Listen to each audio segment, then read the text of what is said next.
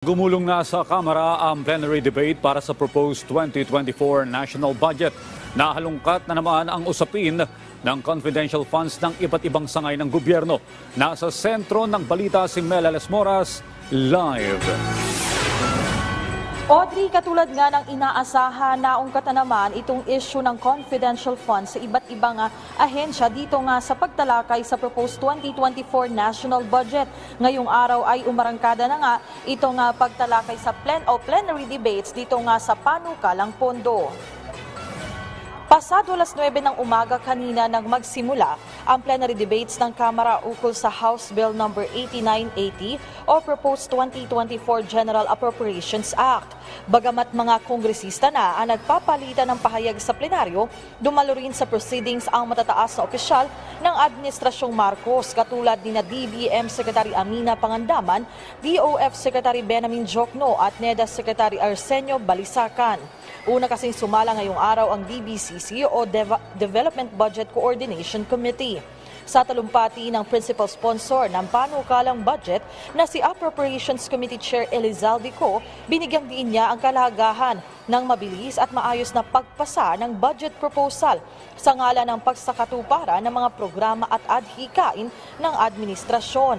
Anya nakatuon ang 2024 budget sa tatlong legacies. Ito ay ang Legacy Specialty Hospitals, Legacy Housing for the Poor at Legacy Food Self-Sufficiency. Sa gitna ng talakayan, isa naman sa mga naungkat ang issue ng confidential funds at ang isinusulong ng ilang kongresista, kailangan mapag-aralang mabuti ang alokasyon nito sa ilang ahensya at matiyak na tama ang paggamit nito. Sa mga puntong ito, balikan natin ang bahagi ng pahayag ng ilang House leaders kanina. The General Appropriations Bill is the cornerstone of our nation's fiscal management. It determines how public funds will be allocated to address the needs and aspirations of our citizens. Thus, the timely passage of this measure is not just an obligation, but our solemn responsibility. The choices we make today will resonate through generations, shaping the Philippines of tomorrow. I urge every honorable member of this Congress to approach this budget with the full weight of that responsibility, to engage actively, to ask important questions, and most importantly, to prioritize our nation's welfare above all else. Let us not merely approve a budget, let us craft a legacy.